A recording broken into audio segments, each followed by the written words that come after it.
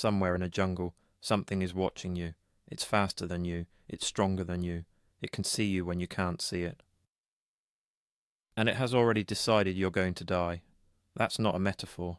That's the actual premise of a 1987 film that shouldn't have worked. A monster movie built entirely around the horror of being hunted by something that's already won before the fight even starts.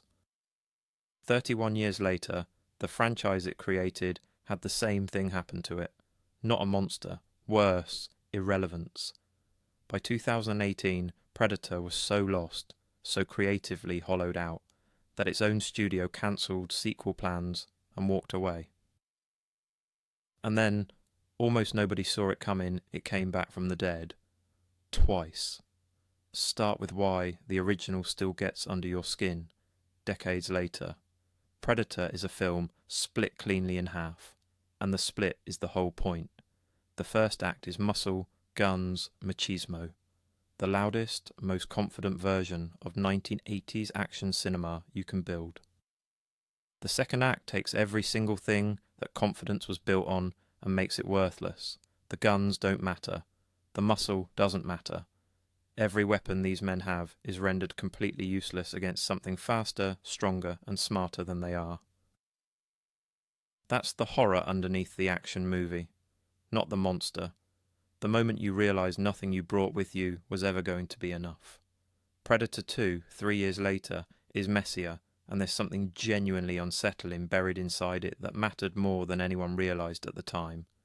Move the hunting ground from jungle to a heatwave-scorched Los Angeles, and the film gets rougher, more chaotic, meat-headed by most accounts back then. But there's one image in it that quietly changes everything that comes after. A skull, sitting as a trophy in the Predator's ship, not a human skull. A Xenomorphs, the Alien vs. Predator films get written off fast. They shouldn't be. 2004's AVP opens the only way a story like this should. Something enormous, buried and impossible. A heat signature under Antarctic ice that shouldn't exist. Thermal imaging reveals a pyramid older than Egypt's, older than the Aztecs, sunk 2,000 feet beneath the ice. It's not a temple, it's a killing ground, built with enslaved humans across the whole of ancient history, so that young predators could complete a coming-of-age ritual by hunting something specifically bred and released inside it to kill them. Somewhere, buried in that idea, is the same theory that's haunted people for a century. That whoever built the pyramids we actually know about might not have been entirely human either. 2007's Requiem trades the ancient tomb for a small Colorado town, and it's colder, sadder, and more honest about what a story like this should cost. Xenomorphs and a lone predator tear through an ordinary community that never asked to be part of any of this. And when it ends the only way it can. Not a rescue. A tactical nuclear strike on the town itself. Predator, Xenomorphs, and most of the people who lived there, gone in one stroke, because letting even one trace of what happened survive was worse than losing everyone inside it. Neither film is a critical darling. Both of them understood something the franchise would later forget completely, that this story only works when something is genuinely, permanently at stake. Then came the years the franchise forgot that. 2010's Predators tried going back to basics and barely registered. 2018's The Predator is the one people point to as the moment it actually died.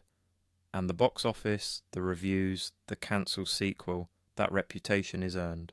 But it's worth being honest about what almost worked. A captured predator's escape, a crew of discharged, self-described loonies, the wrong people, thrown into the wrong situation, exactly the kind of stakes this franchise was built on.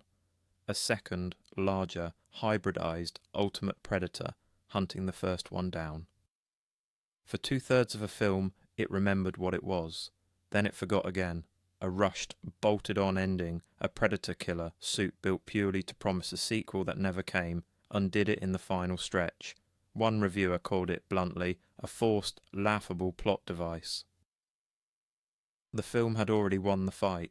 It lost it anyway, in the last 5 minutes, chasing a future it hadn't earned. And then something genuinely strange happened. One person stopped trying to fix it and started asking a completely different question. What if the monster didn't need modern soldiers to be terrifying? What if it just needed someone with everything to lose? 2022's Prey throws out the entire modern setting and drops the story into 1719, following Naru, a young Comanche warrior nobody believes can hunt, let alone survive something that's already killed everyone stronger than her. It's smaller, it's quieter, and it's the first Predator film in decades that remembered the entire point was never the gadgets, it was always the fear. Dan Trachtenberg didn't stop there. In 2025 he did it twice more, and both times it landed. Predator, killer of killers, dropped the hunt into a Viking raid, feudal Japan, a WMD dogfight, proving the fear travels anywhere. Then Badlands went further still.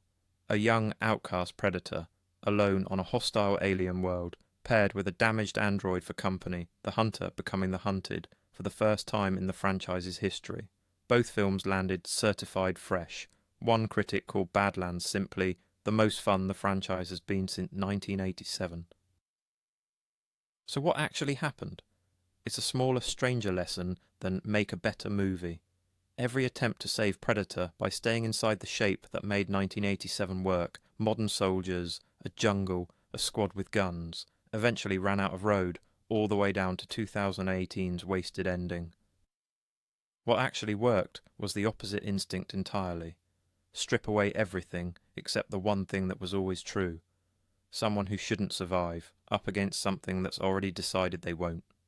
A franchise that was declared dead in 2018 is now putting out some of the best reviewed films it's ever made. Not because anyone finally built a better monster, because someone finally remembered what the fear was actually about. If this made you think, hit like, it helps. Subscribe for a new video every Wednesday. Out there is exactly where we're going.